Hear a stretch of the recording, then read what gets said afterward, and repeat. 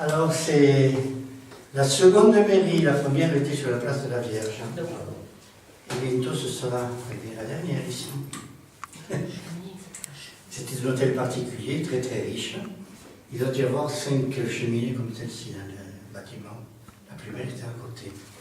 Alors là, j'ai mis en avant ce qu'on appelle la Dame de Saint-Cernin. À la fin du 19e siècle, il y a eu un prêtre ici, l'abbé Hermé, qui était le vicaire, qui venait de Toulouse, et qui connaissait les statues menhirs parce qu'il était de Saint-Isère où il y en a beaucoup. Et donc un paysan, un jour, arrive avec son fils et lui dit « Monsieur l'abbé, venez voir à Laval, en labourant, j'ai découvert une pierre intéressante. » L'abbé y est allé, il a dit « Mais oui, c'est extrêmement intéressant. C'est une statue parce qu'elle est sculptée, et menhir parce que c'est une pierre plantée. Alors celle-là, c'est une statue féminine.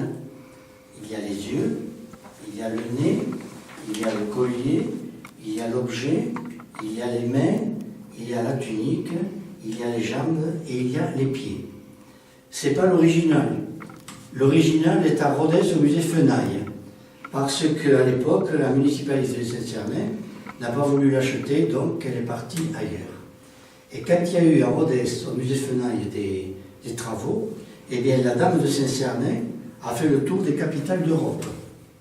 Donc la renommée de Saint-Cernin est allée tout autour. Et on trouve des statues menhirs, surtout dans la vallée du Rance et dans la vallée du Dourdou. C'est les endroits où on en trouve le plus.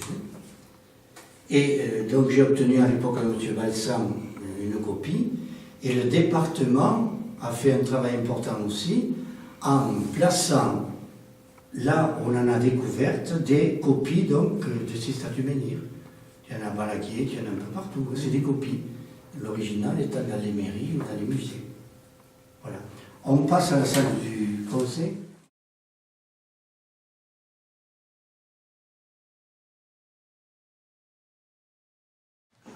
Où j'ai siégé pendant 37 ans. Comme conseiller, comme adjoint au maire.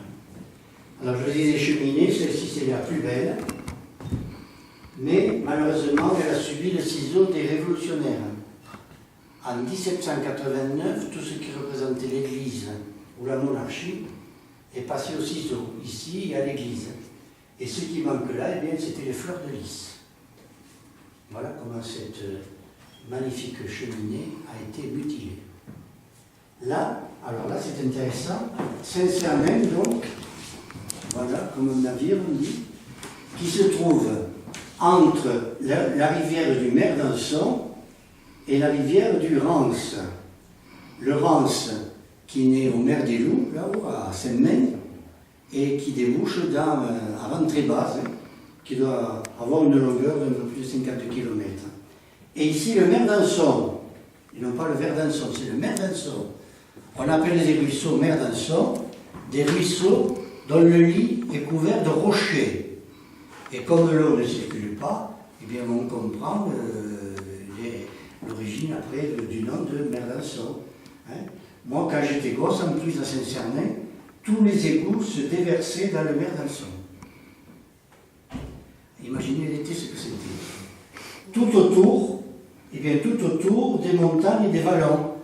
Quand on a cherché le nom de la nouvelle paroisse, on a donné le nom de Notre-Dame, parce qu'il y a beaucoup de sanctuaires de la Vierge, des vallons du Rance pour bien situés. Alors tout autour, vous remarquez donc, sur ces montagnes, la forêt. Alors la richesse de ces montagnes, c'était le châtaignier et le chêne. Châtaignier, malheureusement, beaucoup n'y ont pas cru à l'époque. On a fait venir des spécialistes de l'Ardèche pour expliquer au monde agricole ce qu'on pouvait réaliser avec la châtaigne. Ça n'a pas marché, mais moi je suis content qu'actuellement, eh bien, le monde agricole s'intéresse de nouveau au châtaignier. Je vois qu'il y a des articles qui indiquent que, eh bien oui, on va essayer de faire quelque chose malgré les maladies sur le châtaignier. Mais par contre, les techniciens agricoles ont cru bon, après, de planter des sapins. Quand on voit les résultats, enfin, c'est mon avis personnel. et que je vois qu'il y a des maladies, intérieurement, je suis assez content, mais je préférerais voir Châtaignier être fait tout ce qu'on peut imaginer. Voilà tout autour. Ensuite, vous remarquez, là, des terrasses. On appelle ces terrasses des parées douces. Oui, c'est un mot occitan. Alors, il faut savoir que c'est François Ier qui a interdit l'occitan et le latin. Il fallait absolument parler français. Mais la politique aurait pu faire que ce soit l'occitan, qu'on appelle le patois, qui se soit imposé. Et ici, quand on veut comprendre beaucoup de noms, eh bien, il faut revenir à l'occitan. Donc, parées douces, c'est-à-dire des terrasses.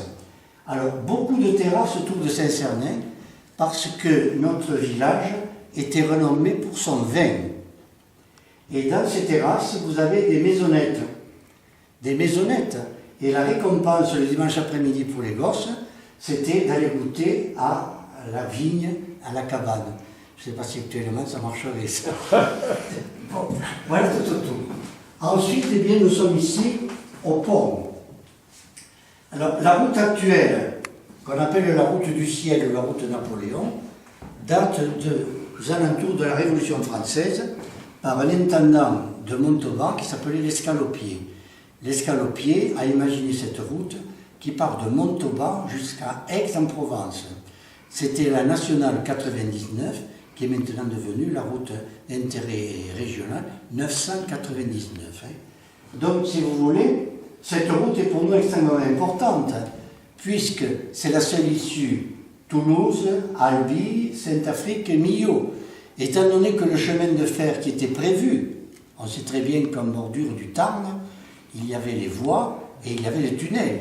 La politique a fait qu'on a interdit le passage du train, donc tout le mouvement économique s'est fait par cette route. Et on peut imaginer que les troupes qui allaient par exemple au Larzac faisaient halte à Saint-Cernin. Ce qui explique qu'à Saint-Cernin, l'hôtellerie est d'une telle importance. Actuellement, des personnes vont voir l'hôtel Belle. Vous êtes peut-être allés là. Eh bien, quand on voit à Saint-Cernin un bâtiment comme l'hôtel Belle, on comprend bien l'importance à Saint-Cernin de l'arrêt. Imaginez toutes ces chambres, imaginez cette salle de restaurant-café avec des peintures et des glaces. À l'époque, on amenait aux foires les enfants comme récompense. Alors, un gosse à la campagne qui ne connaissait pas du tout rentre avec son père et il disait « Mais papa, c'est qui ? Mais papa, c'est là !» Il se voyait dans toutes les classes. Évidemment, il découvrait. Petite histoire. Oui, importance donc pour cette économie locale. Et l'actuelle maison Pied-Fer, c'était quoi à l'origine ? C'était un relais de poste. Tout le bas de Pied-Fer, là, c'était là que se mettaient les diligences. Ouais. C'est pour ça que c'est si important. Et la partie haute, c'était... Il y a eu la poste là. Ça avait un hôtel aussi, non ? Non. Non, l'hôtel était... Il y a eu un hôtel là où il y a le Crédit Agricole. Là, il y avait l'hôtel de Vèze, oui. Mais après... Justifie le bâtiment, moi je veux dire... Oui, c'est vrai. Ça montre la richesse des gens. Alors là, le cœur de Saint-Cernin, donc, il s'est déplacé. Alors, au point de vue économique, la richesse de Saint-Cernin, c'était donc la vigne, mais c'était aussi le travail du drap, le cuir. Alors, le cuir, on le lavait dans le rance, ensuite on le faisait sécher sur les balcons de bois. Il en reste quelques-uns là. Ensuite, qu'est-ce qu'il y avait comme richesse ? La coutellerie. Alors, on n'a pas su profiter à Saint-Cernin de ce qu'avait découvert un artisan, c'est-à-dire que dans une coque de noix, il faisait rentrer plusieurs petits couteaux. J'en ai un exemplaire que j'aurais pu apporter, là, j'ai oublié. Et malheureusement, à Saint-Cernin, on n'a pas su exploiter ça. Une coque de noix et dedans des couteaux. C'est en photo. Comment ? C'est en photo. Oui. Quand on vient de la pharmacie. Oui, je l'ai fait faire. Et alors, c'est en photo le couteau, mais l'utilisation l'utilisation du couteau. Comme ça pour découvrir. Oui, je vais faire la photo. Oui. Donc, le cœur de Saint-Cernin, eh bien, c'était là. Alors, le pont que vous voyez là, il date de 1901. C'était M. Doumergue. Doumergue, c'est la maison qui est à côté de la pharmacie. La grande maison où il y a un très beau balcon. Où je vous signale que dans Saint-Cernin, il y a des balcons magnifiques. Il y a eu un travail extraordinaire de ce côté-là. Donc, oui, ce pont qui a remplacé le pont qui était vraiment en mauvais état, et on ne rentrait pas dans Saint-Cernin. Saint-Cernin était enfermé dans des remparts, des murailles, et il y avait des portes qui permettaient l'accès. Quand, par exemple, de Poustomy, on voulait aller à Saint-Afrique, on passait sur le pont, on contournait ici, et on passait sur le pont des Morts pour aller vers Saint-Martin et Saint-Afrique. Le cœur de Saint-Cernin s'est déplacé. Ici, c'était la partie riche, autrefois, qu'on appelle les Carrirots.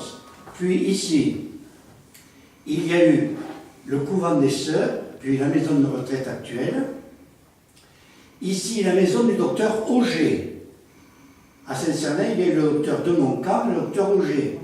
Cette maison-là, qui était en ruine et qui actuellement a été magnifiquement restaurée, eh bien, c'est une vengeance contre le docteur Auger qui a fait que cette maison, à l'époque, a été incendiée.